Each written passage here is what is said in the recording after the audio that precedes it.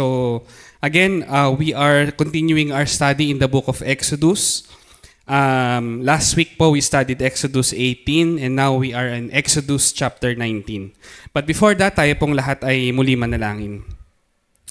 Muli po, Panginoon, ay nagpapasalamat po kami sa araw na ito na iyong ipinagkaloob sa amin. Salamat po sa buhay, Lord, na galing sa iyo. Ang aming hininga, ang aming buhay ngayon, Lord, ay galing lang sa iyo. Kaya po kami ngayon narito. Kaya ina-acknowledge po namin itong lahat, Panginoon. Tunay nga po, Lord, na wala pong dahon na malalaglag na hindi mo alam. Wala pong ibon na babagsak sa lupa na hindi mo alam. Walang bulaklak na malalanta na hindi mo malalaman, Lord. Lahat ay alam mo, Panginoon. Lahat ng ito ay nasa karunungan mo, O Diyos, at naging lahat ng detalye ng buhay namin. Kaya, Lord God, ang aming kapahingahan ay sa iyong kalooban. Ang aming kapayapaan ay yung malaman namin na ikaw ang may control ng lahat, Panginoon. At sa umaga pong ito, patuloy kang magliwanag sa iyong salita. Ikaw po ang makita at hindi po yung nagsasalita. Ikaw, Lord, ang ma-magnify, and let your words, your truth be amplified, Lord, in the hearts of the people today. In Jesus' name we pray, amen. So last week, pinag-aralan po natin yung Exodus chapter 18 at pinamagatan po itong listen and obey. So nakita po natin dito yung tinuro sa atin ni Brother Jameson, yung importance of listening and obeying to God's word. And nakita po natin yung sinunod ni Moses, ang kanyang father-in-law na si Jethro, at kung paanong yung wisdom na galing sa kanyang father-in-law ay kanyang sinunod at naging para sa kanyang kabutihan ito. At tunay nga na our God-given authorities, yung ating mga magulang, ating mga biyanan, ang ating mga pastor, ang mga leaders natin, are God's gift to us for us to have wisdom sa anumang mga bagay na dapat nating gawin sa ating buhay. So, and now we are continuing our study in Exodus chapter 19. So Exodus chapter 19 is basically ito yung introduction ng Diyos sa Israel na ibabagsak niya ang kanyang mga commandments, ang kanyang mga utos sa bayan ng Israel. And it is the divine call for them to be set apart for Him. So I entitled my short sermon for today, Holy God in the Earthly Mountain, that is found on Exodus chapter 19. So in honor of God's Word, tayo pong lahat ay magbasa at tumayo po tayo. Mulatin po natin ang ating Biblia. Verse 1 to 8. Ang sabi po dito, on the third new moon, after the people of Israel had gone out of the land of Egypt, on that day they came into the wilderness of Sinai. They set out from Rephidim and came into the wilderness of Sinai, and they encamped in the wilderness. There Israel encamped before the mountain, while Moses went up to God. The Lord called to him out of the mountain, saying, Thus you shall say to the house of Jacob, and tell the people of Israel, You yourselves have seen what I did to the Egyptians, and how I bore you on eagle's wings, and brought you to myself. Now therefore, if you will indeed obey my voice and keep my covenant, you shall be my treasured possession among all peoples. For all the earth is mine, and you shall be to me a kingdom of priests and a holy nation. These are the words that you shall speak to the people of Israel. Sang verse na po? Verse 7. So Moses came and called the elders of the people and set before them all these words that the Lord had commanded him. All the people answered together and said, All that the Lord has spoken, we will do. And Moses reported the words of the people to the Lord. These are the words of the Lord. Speak to us, O Lord. We can now take our seats. So meron po tayong 3 puntos sa umaga pong ito. Number 1 po is grace in the mountain in verse 1 to 8. So makikita po natin, ito pong lugar ng Mount Sinai, kung nasaan po naghayag ang Diyos ng kanyang mga kautusan. Dito rin po unang natagpuan ni Moses ang Panginoon. So dito unang natagpuan ni Moses ang Panginoon through the burning bush. So makikita po natin yan sa Exodus chapter 3, verse 1. So ito yung exact location, no, in Midian, kung saan nakita ni Moses ang burning bush, bumalik sila dito, no, sa lugar na ito, this time in Mount Sinai naman. So according to historians, in the region of Midian, which was on the east side of the Gulf of Aqaba, this is the east of Sinai Peninsula. So in the modern time, ito po ay sa Saudi Arabia. So yun yung paniniwala po ng mga historians na Mount Sinai is in Saudi Arabia. And in fact, ito pong biyak na bato, tama? Biyak na bato nga, no? Hindi po yan sa Bulacan, pero yan po ay sa Saudi Arabia kung saan pinaniniwalaan na ito yung hinampas ni Moses para lumabas yung tubig. Nung panahon na naghahanap ng tubig ang mga Israelita. So this is believed to be the location of Mount Sinai. Pag tinignan po sa mapa, kung ito po yung Egypt, ito po yung Promised Land, andito po yung Mount Sinai. So parang lumayo pa sila. Lumayo pa sila papunta doon sa Promised Land. No? But God has a purpose for them because God will reveal His laws and His lordship in Mount Sinai. The next chapter, in Exodus chapter 20 onwards, ipapahayag ng Diyos yung kanyang mga utos. This is the first time na ibabagsak ng Diyos yung mga law. Particularly, una yung 10 Commandments. Tapos lahat ng mga specific na laws, ibabagsak ng Diyos in chapter 21 onwards. But before that, before niya i-reveal yung kanyang mga kautusan, God reminded them of what He has done for the Israelites. So, meaning, before God asked anything from the Israelites, He first reminded them of what He did for them. So sabi po sa verse 3, while Moses went up to God, the Lord called to him out of the mountain, saying, thus you shall say to the house of Jacob and tell the people of Israel, you yourselves have seen what I did to the Egyptians and how I bore you on eagle's wings and brought you to myself. So pinaalala ng Diyos sa kanila na kayo ay niligtas ko sa bayan ng Ehipto. Alalahanin nyo yung ginawa ko sa inyo na kayo ay aking iniligtas sa kamay ni Parao. Kayo ay pinalaya ko from slavery. Remember that. So before niya ibagsak yung kautusan niya sa mga Israelites, pinaalala muna niya yung ginawa niya.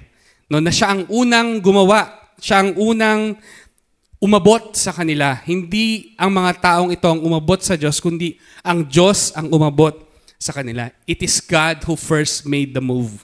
No? Kaya nga po sabi po sa 1 John 19, we love because He first loved us. No? Na bago natin bilangin yung nagawa natin sa Diyos, bago natin isipin na tayo ay obedient na mga Kristiyano, alalahanin natin sino ang unang nagmahal sa atin. It is God who first loved us. If God did not first love us, we cannot love God.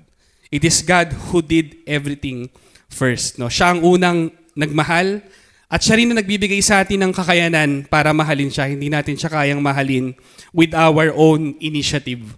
No? Tulad ng ginawa niya sa Israel, siya ang unang umabot at nagmahal sa bayan ng Israel bago pa man sila makasunod sa anumang kautusan. So yun yung pinaalala sa kanila ng Panginoon. And again in verse 3, we can read again, while Moses went up to God, the Lord called to him out of the mountain, saying, thus you shall say to the house of Jacob, and tell the people of Israel, you yourselves have seen what I did to the Egyptians, and how I bore you on eagle's wings, and brought you to myself. No, talagang dun mo makita na pinakita ng Lord, or kinumpare ng Lord ang sarili niya sa agila.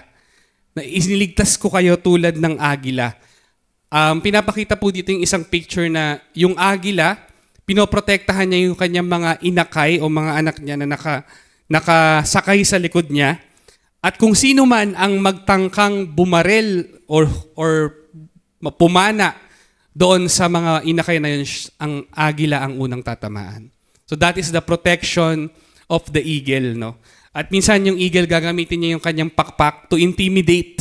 Kung meron mang nais manakit sa kanyang mga anak, she will intimidate yung mga kalaban na yon sa pamamagitan ng kanyang mga pakpak at as much as possible, siya ang sasalo ng lahat ng harm para protektahan ng kanyang mga young o mga inakay niya. So yun yung protection ng Diyos sa kanila na ako ang nagligtas sa inyo, alalahanin nyo, I brought you out of Egypt on eagle's wings. Iniligtas ko kayo.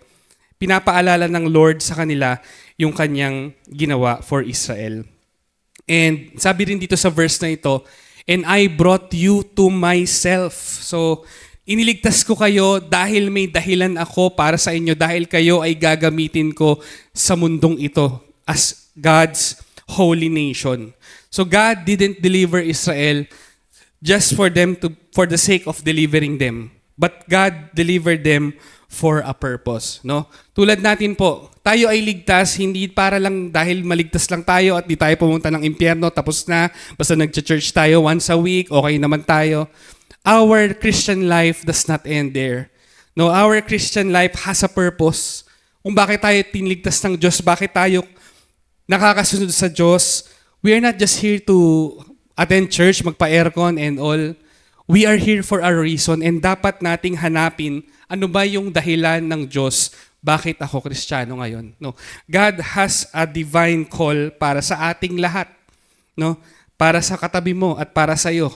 Now, we are called for a purpose. Hindi lang tayo nagpapa-aircon every Sunday at okay tayo. Wala tayong anything to do with our life for God's sake. We are called for a purpose. No? So, ganun din sila na God brought them out para sa dakilang layunin ng Diyos sa buhay nila. At sabi rin ng verse na ito, then you shall be a special treasure to me. Yun po ay sinabi sa verse 5, no? That you shall be my treasured possession among all people. So, God intended the Israelites to be a special treasure. Biruin yun, special na treasure pa. Yung treasure pa lang, precious na. Special treasure ang tawag sa kanila. Diba? Sila yung pinahalagahan sila ng Diyos sa kabila ng kanilang mga reklamador na pag-uugali, na kapag walang tubig, iiyak sila kay Moses, kapag walang tinapay, rereklamo sila kay Moses, sana nasa Egypt na lang kami. Diba? Yung mga ungrateful na mga Israelites, no, na lagi nagrereklamo. Pero sa kabila nun, sabi ng Lord, you are my special treasure. So, tayo nga, kung meron man tayong mga alahas, di ba? Sino po dito may mga alahas ka sa bahay? Huwag ka na mahiya. Kahit isang sing-sing yan. Oh. Hindi mo naman niya ilalagay sa lababo o sa, doormat. Di ba? Yan po ay itatago mo dun sa precious na lalagyan mo na kulay pula, yung may cushion na pula, tapos itatago mo sa cabinet at mahalaga sa'yo. Tama po ba? It's a special for you. And God also treated the Israelites the same way. Sa kabila ng kanilang katigasan ng ulo, pagiging reklamador nila, God called them a special treasure and God greatly valued them. No, so napaka-sweet ng Panginoon.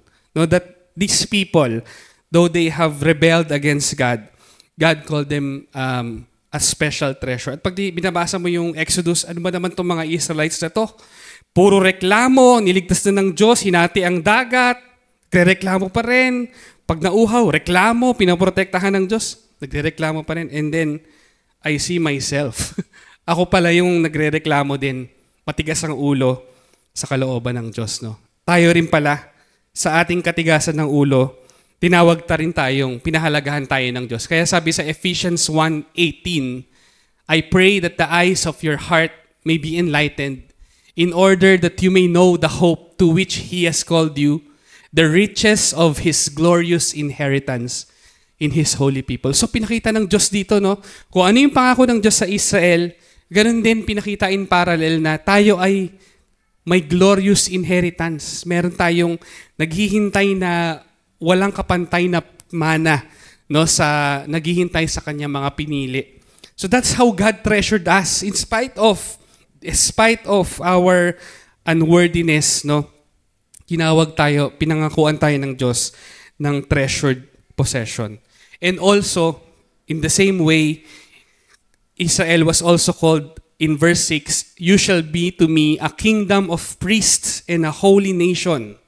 So sila daw ay kingdom of priests. A priest means someone who represents God to men, no? Representative ng God sa tao. At yun ang calling ng Israel, that they are representing God to the world. So, ganun din sa atin, in Revelation 1:6, sabi doon, He has made us to be a kingdom and priests to serve His God and Father. And even in 1 Peter chapter 2, verse 9, but you are a chosen generation, a royal priesthood, a holy nation, His own special people, that you may proclaim the praises of Him who called you out of darkness into His marvelous light. So dito natin makikita yung pangako sa Israel that they are a kingdom of priests. Sa atin, as New Testament believers in Christ, we are also a royal priesthood, a kingdom and priests to service God the Father. We represent Him to the world, no? Tayong mga Kristiyano. At lahat pong ito ay pinangako ng Diyos to be a special treasure, a kingdom and priest to God, and also those belonging to Him for His own. So lahat pong ito ay biyaya at biyaya ng Diyos. All these are the grace of God, no, that He brought us to Himself and called us His special treasure. No? Napaka-yaman ng grace ni God na, alaga, itong mga tao na to na walang ginawa kundi ireklamo, iniligtas mo na. Nagreklamo pa at gusto pang bumalik sa pagkakaalipin sa Egypt, no? The moment na makaranas ng konting ng gutom or ng problema, reklamo agad, no? But these people in God's grace, tinawag sila ng Diyos na special treasure and kingdom belonging to God. And even us, in spite of our unworthiness, no, na gusto mong sumunod sa Diyos, gusto mong gawin yung kalooban ng Diyos, pero pagdating ng temptation, bagsak na naman, ito na naman tayo sa dati. We are not moving forward, no? Pero nandun pa rin yung grace ni Lord sa atin, sa akin, sa iyo, na hindi siya sumuko sa atin. His grace is still there. Amen? Na yung pangako niya na ikaw ay para sa akin, ay nandun pa rin. Hindi nababali ng kahit ano pa man o sino pa man. That is the grace of God. And the people of Israel, sabi dito sa verse 8, all the people answered together and said, all the Lord has spoken, we will do. Lahat ng sinabi ni Lord, gagawin natin. Sabi ni Lord, talaga lang ha? Talagang isang malaking di ba? Na alam natin, itong mga Israel, ang galing magsalita, no? Pero pag nandyan na, wala na, susuway na, di ba?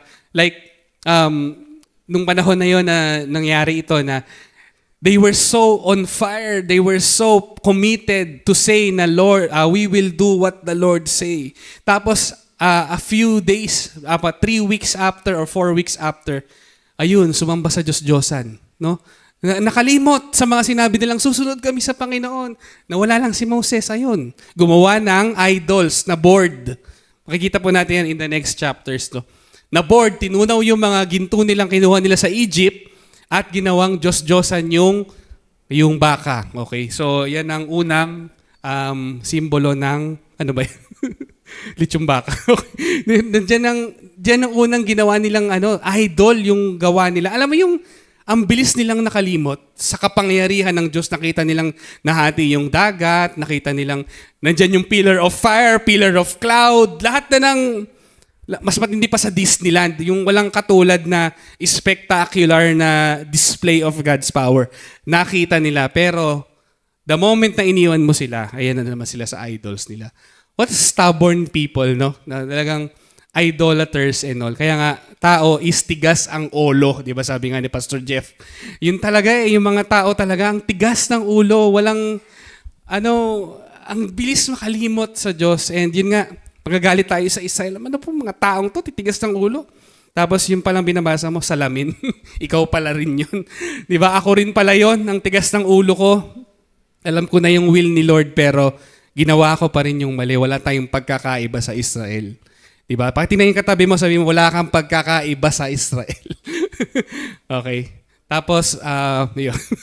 Di ba? We are just totally depraved, no? If not for the grace of God,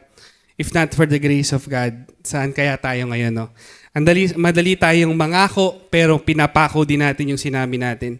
Madali tayong magsabing babaguhin natin, pero hindi pa rin natin magawa. Yun yung kahinaan po natin. But thanks be to God. Kaya nga yung first point ko, grace. Talaga kasing grace all the way. Yung pagsunod natin talagang without Him, wala na Dahil we are prone to wander. no? Napakadali nating makalimot sa ating Panginoon. But then, God alone is consistent. No? Sabihin natin yan, God is consistent. Si Lord lang talaga. Wala nang ibang consistent. Wala nang ibang masasabi mong unchanging kundi si Lord. We are so changing tayo. Inconsistent tayo. But God is consistent. God is the promise keeper.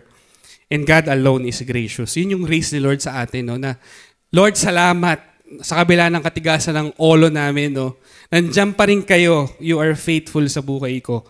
Sa buhay namin. Hindi mo kami sinusuko. So, thank you, Lord, di ba? Na He is our gracious God who is so patient with us. So that is the grace of God. Pangalawang point po is the glory in the mountain. Una, grace in the mountain. Second is glory in the mountain.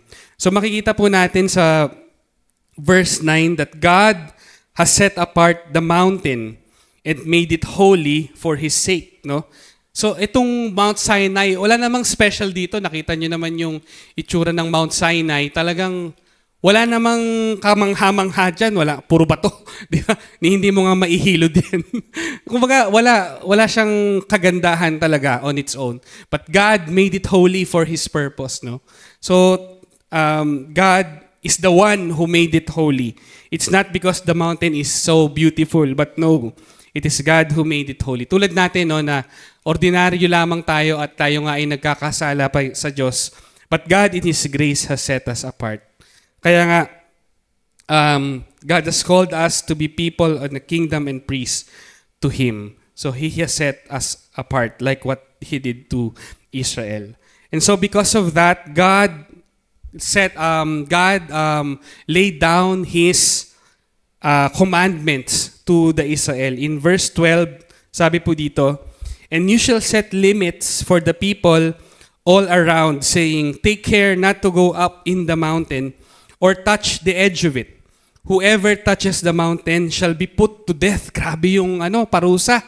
Yung holiness ng mountain, mahawakan mo lang daw yung edge, yung dulo, mamamatay ka. Ganun ka tindi yung requirement. Dito na pinapakita ng Diyos yung pagsunod sa Kanya, yung mga laws, yung na dapat sundin na, eto na, wag niyong hahawakan yung edge ng mountain or you will die. No?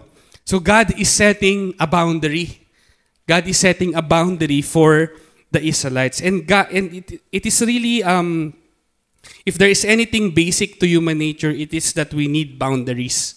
No, we need boundaries in our life. Lagi tayong bilang mga tao na tigas ang ulo, kailangan natin ng boundaries, no? Dahil matigas talaga ang ulo ng tao, 'di ba? Pag nakalagay, bawal tumawid, nakamamatay, tawid pa rin, 'di ba?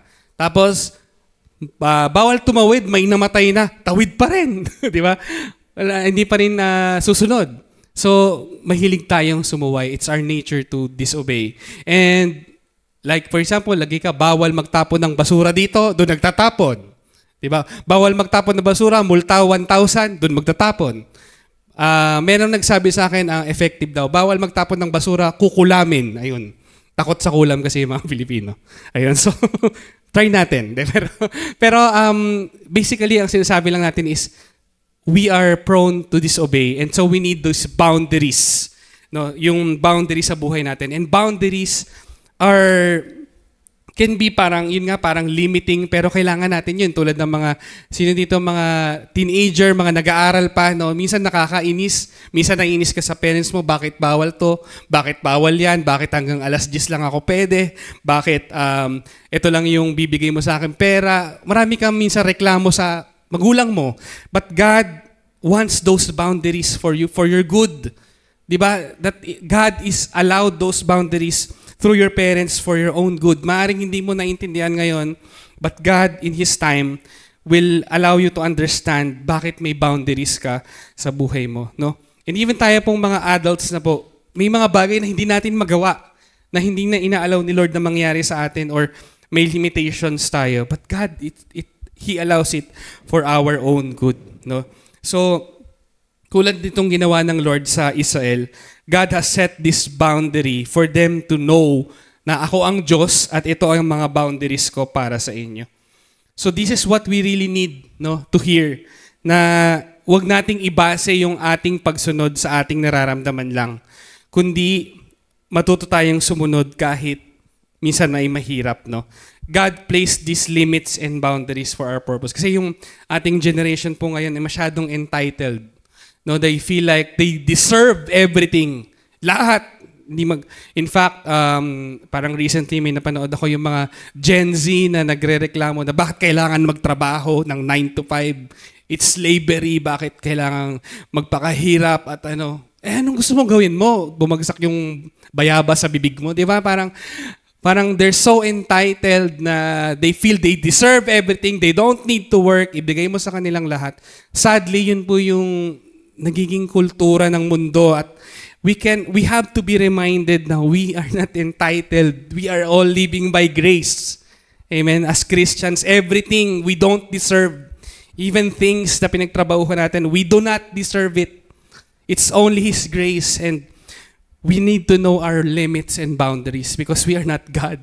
No, we have been so arrogant, na feeling natin everything is entitled to us. I tell you the truth, no, you are not entitled to everything. There are things that God has set to limit you and me. So, yun po yung boundaries na sinet ng Lord sa kanilang buhay. And in verse 15, makikita rin po natin dito, and He said to the people, be ready for the third day. Do not go near a woman. So again, ito na naman yung boundary na wag mo na silang makipag-sex sa kanilang mga asawa, sabi ng Lord sa kanila.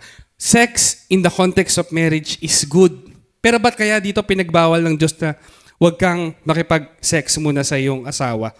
Well, sex is good and pleasing to God in the context of marriage between a man and a woman. However, there are good things that we need to deprive ourselves so that we can focus on God, no? Para makapag-focus sila na ang Diyos lang ang kanilang haharapin. Sometimes we need those things, no, na iset aside po natin yon. Aside from sex, we can say food. Di ba? Sino dito mahilig kumain, no? Tulad ko. Halata naman, di ba? Hindi na kailangang ipaliwanag. Di ba? So kahapon yung mga nag-anli tapa dyan, magtaas ng kamay. Di ba? Nakailang balik kayo. Di ba? Masarap kumain. And food is not bad. Food is good. Kailangan natin ng pagkain. But sometimes we need to deprive ourselves. Pag naging distraction na siya, wala ka ng ibang ginawa. Pag bored ka, order, grab. Order, pizza, burger. Diba? Minsan kailangan stop and feel the hunger and focus on God. Diba? Minsan kailangan nating i-deprive ang ating sarili. And kasi minsan, magutom ka lang, order agad. No? Konting nagutom, kain doble, 3 rice, 5 rice. Sometimes food is good, no? Pero sometimes we need to stop and think about our lives and allow ourselves na magutom ng konti upang makafocus tayo. Kaya nga may tinatawag na fasting. Prayer and fasting. Kasi the fasting part will make you think about your life and think about God more consciously. Kasi nga, ganun yung generation natin, lalo na sa instant generation natin. Instant order, makukuha natin yung gusto natin. Sa cellphone, ang cellphone is not bad. But if it's filling your time and everything, na the moment na bored ka, kuha mo kagad yung cellphone mo at yung mga messages na ting ting ting ting ting ting, gusto mong basahin yung mga bold letters dahil hindi mo pa nababasa, or yung mga pula dun sa gilid ng Facebook. No? All of these things fill up our life and our mind. Sometimes kailangan nating i-fasting para tayo makafocus sa boses ng Diyos kasi hindi na natin siya marinig. We're so preoccupied by food, by entertainment, by every other things aside from God.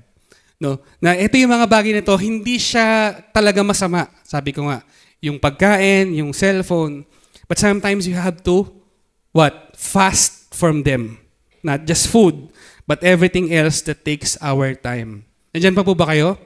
Di ba sometimes it takes our time. Kung guilty po kayo dyan, raise your hand. Ako po, 2 kamay pati paa. No, na sometimes, pag moment na wala ka nang ginagawa, ayan na yung papasukan ka na ng mga bagay na aside from seeking God and prayer ay mga iba't ibang bagay na apart from God. So, sometimes we need to cut off and fast from all of these. So, yun yung reason ng Lord kung bakit sabi niyang umabstain muna kayo from sex or from intercourse so that you will see the Lord's presence. And God wanted the Israelites to concentrate themselves and focus on the holiness of God. And then comes the morning of the third day. Sabi po sa verse 16, on the morning of the third day, there were thunders and lightnings and a thick cloud on the mountain and a very loud trumpet blast so that all the people in the camp trembled. So ito na yung pinaghandaan nila na they fasted and everything. Ito on the third day, ito yung nangyari. Kumidlat, kumulog ng napakalakas at sabi doon, there was a loud trumpet blast. And sabi doon sa verse 19, and as the sound of the trumpet grew louder and louder, palakas ng palakas yung di ba? Yung may trumpets, no? The Israelites are aware, alam nila yung trumpets. Ang trumpets meron sa ancient Egypt kung saan pag nag-trumpet, ibig sabihin nun, it's a sign na magkakaroon ng war or preparation for war. But dito, nakarinig sila ng trumpets, hindi nila alam saan nanggagaling. Sino ang tumutugtog? Nanggagaling sa langit yung trumpet. Yung pala, dinala ni Lord yung mga angels. Ang worship team, naka-trumpet sa langit. At sabi ni Lord, worship team, guys, baba tayo. Patutungin niyo yung mga trumpets. Tapos sunod-sunod, tapos napakaingay. Tapos may mga lightning and thunder. Tapos ang preacher, si Lord mismo. So imagine this is the most terrifying worship service. Kung a-attend ka dito sa worship service na to, may mga kulog at kidlat, may mga usok, at may mga nagtatrumpet na nanginig sila sa takot. Baka naihi sa takot yung iba. How terrifying is the power and majesty of God, no? Talagang dinemonstrate niya yung kanyang kabanalan, no? Sabi dito, the smoke of it went up like the smoke of a kiln, and the whole mountain trembled greatly. Imagine niyo, bundok, hindi naman bulkan, pero may usok. At nabalutan ng usok at kidlat, parang delubyo. Tapos may trumpet pa. So, tapos magsasalita yung audible voice ni Lord. Wala na, lulubog na tayo sa sobrang takot. No? That is the holiness of God. So, God allowed the Israelites to see this. So, there was thunder and lightning. And that's why the people were so afraid. Imagine niyo po yung eksena. Pumunta tayo, imagine natin yung eksena na yun na yung isang kidlat lang makita mo pag umuulan.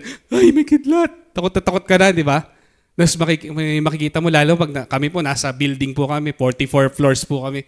Kikidlat dun sa may bandang Sierra Madre o sa Rizal. Nakakatakot kasi laki ng kidlat, ang haba. Imagine niyo po ito, kidlat everywhere and usok. Tapos may trumpet pa.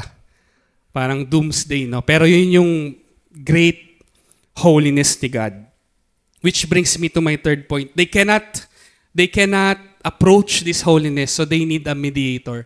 So a go-between in the mountain is my last point. So ano yung go-between? Go-between is someone who is a negotiator between two parties. Siya yung peacemaker between two parties. Kaya sinabi ni Lord sa verse 21, and the Lord said to Moses, go down and warn the people lest they break through to the Lord and many of them perish. God knows that they need a mediator kasi hindi nila kaya. Hindi nila kaya yung sobrang kabanalan at kapangyarihan na they cannot, sobrang takot nila and they need someone to mediate. And that was Moses na sinabi ng Lord na umakyat dun sa mountain. No? And I can't help but think that this is the role of Jesus, no, na pina-preview ni Moses na we need a mediator to this holy God. Hindi natin siya malalapitan without a mediator. And God said nga that for there is only one God and one mediator who can reconcile God and humanity, and that is the man, Christ Jesus. So siya yung nag-mediate between God and man. Kaya nga po, kailangan talaga natin ang tagapamagitan, and that is our Lord Jesus Christ. So, maaaring sabihin natin na, Siguro magbabago na yung mga Israelites pag ganyan. Siguro ngayon sa modern day natin, kailangan natin ng ganito, yung kumikidlat, tapos talagang maririnig nila yung boses ng Diyos. Pero alam natin na nangyari.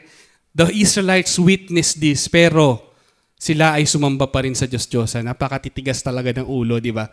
So it is not a proof or it is not a guarantee na kapag ginawa to ng Diyos ay lahat matatakot sa Diyos at magiging banal na. Hindi po eh. This is a great experience but it's the obedience that is more important. Kahit ano pang, gaano pa kaganda yan, gaano pa grabing experience yan. Kasi minsan may mga maririnig tayong testimony na pagpasok ko pa lang sa church, kinilabutan na ako, tumayo ang mga balahibo ko. Diba? Grabe ang presence. Pero after that, what's next? After you experience the presence and the experience, anong next? What's the response? Yung everyday obedience, yun yung hinahanap ng Diyos more than that one-time experience. Kaya nga, ang ibinaba ng Diyos sa kanila ay laws that they will obey, that they should obey. So mas mahalaga po yung pagsunod kaysa yung umiyak ka sa mga ka-batch ko sa youth dito na kasama natin sa camp. We know that, no? Pag youth camp talagang, yes, Lord! Worship you, Lord! Dalawang kamay, pati dalawang paa, Lord. Paano kaya yun? Nakalutang. Surrender! Surrender kami sa iyo, Lord! Iyakan talagang. Which is good. I'm not saying it's bad, no? I'm not against it, no? Pero after 2 months, hindi na makita sa church. Nasaan na? Nasaan umiiyak na nag-surrender kay Lord? Wala na kasi it was all about the experience. No? Nakapunta po kami sa Baguio before, nag-minister po kami doon. Grabe ang mga doon, ang mga na-encounter namin ng mga tao na meron po doon street fighter. Yung mai-slane ka, hadukin. O kailangan ka tumumba, ho. Pag ayaw, si Jimson ayaw matumba. Hadukin. Power. Hindi natutumba si Jimson. Kasi hindi talaga siya natutumba eh. Hindi niya napipil na matumba siya eh, di ba? At ang dami po doon kakaiba mga espiritu. Mga nagre-recite ng Bible sa 6 a.m. In the beginning, God created the heavens and the earth. Alas 6 ng umaga, naglalakad doon sa CR. Nagre-recite na pa. Ang daming mga iba-ibang character po doon sa napuntahan namin sa Baguio. I'm not saying na everything is bad, pero oo, ang ganda nung experience, parang naghahanap tayo nung thrill na ganun. Pero what's the everyday obedience? Yung araw-araw na pagsunod, yung ikaw na lang at si Lord, yung mga decision mo sa bahay, paano mo tinatrato yung asawa mo, paano mo nirerespeto yung magulang mo. Kamusta doon, di ba? Maaaring baka kahit mahimatay ka doon sa mga conference at ngumalngal ka na maligo ka na sa luha mo, pero what's the after that? Di ba? Yun yung mahalaga eh. Kasi nga, itong mga Israelites na to, ang dami nilang na-witness, pero ito pa rin sila, sumamba sila sa Diyos-Diyosan eh. Hindi sila nabago nung experience eh, nung thunder and everything. They forsake all of it and disobeyed. What's the point, di ba? Kahit anong experience pa yon, nahahanap-hanapin mo, walang youth camp na makakagawa nun sa'yo kung hindi ka susunod sa Kanya. Amen ba? Kahit ano pang luha, kahit umiyak ka pa, but if you will not obey His word, it will not last in your life, no? Dahil itong mga Israelites na to, they witness all the spectacular things, pero they still worship the idol. So wag nating habulin yung karanasan, yung kilabot. I'm not saying bad. Again, don't get me wrong. I'm not against it. Pero wag natin i-dwell doon na, ay, umiyak ako at kinilabutan ako, tumayo ang balahibo ko, pati mga kilay ko, mga ko sa kilikili, tumayo lahat, diba? Pero after that, what's next? Huwag nating itigil doon. Kaya nga po yung aking napakagandang quotation is, huwag nating habulin lang ay kilabot, habulin natin ang makasunod. Okay? Pasensya na kayo, hindi masyadong seryoso yung mga ko eh. Huwag nating habulin ay kilabot na kinilabutan ako, nagbabago na ako. Hindi eh. More than that, taking your cross daily and following Him. Diba? Doing the good kahit no eyes are seeing you. Respecting your wife, loving your husband. 'Di ba? Praying and obeying God kahit magiging against sila sa'yo. That's obedience. That's more important than experience and emotion. No, that's what we need to pursue, to obey Him. So, wag nating habulin lang sa experience, kundi yung makasunod sa Kanyang kalooban. So, dito po ako magtatapos. Una sa lahat is that His grace comes first. No? Sabi po ni A.W. Tozer, the cross is the lightning rod of grace that short-circuits God's wrath to Christ so that only the light of His love remains for believers. So it's all about His grace. Kaya natuwa din ako dun sa lightning din yung pinakita niya sa quotation na bago pa natin masunod ang Diyos, siya ang unang umabot sa atin through His grace, no?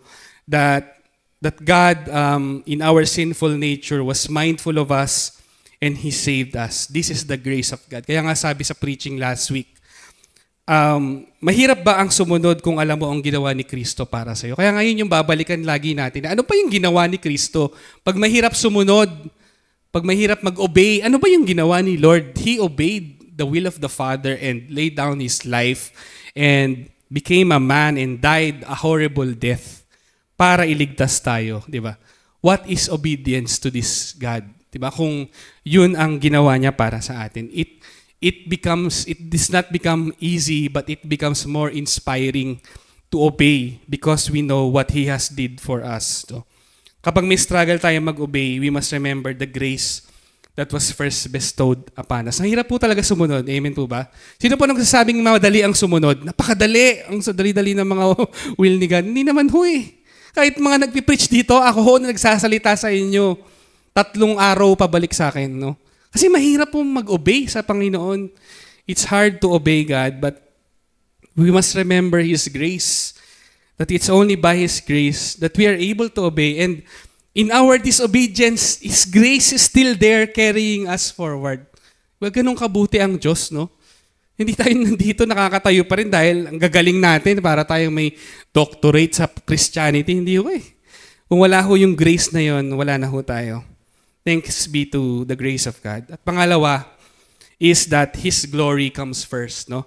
And this is the reason why God revealed His holiness and glory for them to search themselves. Kaya nga sabi ng Lord sa kanila, sanctify yourselves, mag-focus kayo, mag-fasting kayo, kalimutan, isantabi niyo muna yung mga bagay na nagdi-distract sa inyo and focus on my glory. No? Are we mindful of the glory of God in our decisions? Sa mga nagtatrabaho dito, are we mindful of the glory of God? Or sa mga office mate mo ba, nakikita kaya si Kristo sa buhay natin o parang parehas lang tayo nila. Wala tayong pakakaiba. Do they see God in our work, in our ethics, in a way we respect our boss? O baka tayo po yung number 1 chismoso at chismosa. Tayo yung, oy, alam mo ba, yung umaga pa lang, no? 8 o'clock. Pag time in mo pa lang, may chismis ka na, no? Tapos, lunch break, 12 o'clock, babalik ka, 3 o'clock. Haba ng lunch break mo, 3 oras. Ano nangyari sa 2 hours? Kinain mo yung resources ng kumpanya. Di ba? Yung mga maliliit na bagay na yon, aware kaya tayo doon na kaluwalhati ba sa Diyos yung mga ginagawa natin? Again, nakatusok na naman sa akin as someone who works in the office. Kaluwalhati ba ang mga ginagawa natin? Kailangan nating isipin ulit i-reflect natin. Kasi yun yung utos ng Lord sa Israel. Reflect. Tingnan niyo yung mga buhay ninyo. No? Stop and remove distraction and think about it. So sa mga nag-oopisina, are we glorifying God in our workmates? Sa mga nag-aaral dito, sa mga kabataan dito, is God glorified in your school? Kamusta ka kaya sa classmates mo? Baka naman ikaw ang number 1, no review, asa sa katabi. Ano ba? Di ba? Parang lagi na lang tayong nangongopya o kaya, alam mo yun, wala tayong dalang 1/4, 1/2, laging hingi, no? Buraot, di ba? Yung laging umaasa sa iba o kaya nagkakating classes, ayan, mga ginagawa ko dati. Di ba? Mga bagay na hindi kalugod-lugod sa Diyos, nakakahiya sa Diyos. But is God glorified, no? Kailangan nating isipin kasi hindi natin ginagawa para kahit kanino to, para sa Diyos natin ito ginagawa eh. Wala namang ibang audience kundi ang Diyos. Yung glory ni God, kailangan nating makita yun eh, at makita natin who we are before this holy God, no? Sa pamilya natin, sa asawa natin, do we respect our wife and love our wife? Or parang tinatrato natin na parang kumpare na lang natin na, oy, ano ba? Labang ka na nga, ganun. Ano ba? Do we respect with gentleness, with like a fragile vase na iingatan natin yung mga salita na sinasabi natin. Even wife to the husband, do we respect our husband o ginagawa mong tuta yung asawa mo na, oy, punta ka dito, ganito gawin mo. Tapos, ano ka ba? Ba't ganyan ginawa mo? Di ba? Number 1, Armalite, di ba? Parang, do we respect our husband as Christ, no, has been respected by the church? Yung mga maliliit na bagay, alam na natin to, pero we need to reflect on those kasi before this holy, holy, holy God, we need to see who we are, ourselves. Kaya nga po sabi dito sa Psalm 139 verse 23 to 24, search me, O God, and know my heart. Test me and know my anxious thoughts. See if there is any offensive way in me and lead me in the way everlasting. So the whole point of God magnifying His glory is for us to see who we are, our sinfulness, and go back to Him. Kaya nga, in preparation for that moment in Sinai, talagang sabi ng Lord sa kanila, isantabi niyo muna ang lahat at mag-consecrate kayo, hanapin niyo ang Diyos, suriin niyo ang mga sarili niyo. Yung kailangan nating gawin eh, to check our hearts and see our thoughts, where we are before God right now. Tayo lang at ang Diyos nakakaalam noon, at nawa sa biyaya ng Diyos ay magawa po nating suriin ang ating sarili sa harap ng kaluwalhatian at kabanalan ng Diyos. Yun lamang po, tayo pong lahat ay manalangin. Muli po, Panginoon, na banal sa lahat, makapangyarihan at dakila at buong kalangitan at kamunduhan ay nagpapatira pa sa iyong harapan, sa iyong kabanalan. Lord, marami pong salamat sa una sa lahat, Lord, sa pagpapakita mo na ikaw ang banal, makapangyarihang Diyos na walang sino man hihigit sa iyo. At salamat, Lord, sa pagpapaalala mo sa amin ng pagsusuri sa puso namin, Panginoon. Patawarin mo kami, Lord. Alam mo yung buhay namin, Lord. Wala po kaming malilihim sa iyo. Lahat ng detalye ng kailaliman ng puso namin ay alam mo, Panginoon. We cannot hide anything from you. We are just laid bare before you, Lord. Search our hearts, O God, before your holiness, Lord. Help us, Lord God, na magkaroon po kami ng panahon na i-remove namin lahat ng mga distractions sa buhay namin. At sandaling tatahimik kami at magre-reflect sa, nasaan na nga ba kami? Kamusta nga ba ako before this God, this holy God? And mag-reflect kami sa buhay namin, Panginoon. Dahil yung buhay namin, Lord, dapat naming suriin ang aming puso. But Lord, thank you dahil sa kabila ng aming mga kapalpakan at kahinaan, Lord, nandyan ang biyaya mo na laging available even in our weakness and even in our unfaithfulness, O God. Thank you, Lord, that your grace has carried us and will continue to carry us, Lord. Lord, help us, Lord, to be conscious of your presence, of your glory, and to respond in obedience, because obedience is better than sacrifice. Lord, you call us to obey, Lord, to obey your will. And Lord, only by your grace can we obey you, Lord. So Lord God, marami pong salamat at patuloy kang maghari at patuloy mong ipaalala ang mga salitang ito sa puso ng bawat isa. Ito po ang aming dalangin sa pangalan ni Jesus. Amen.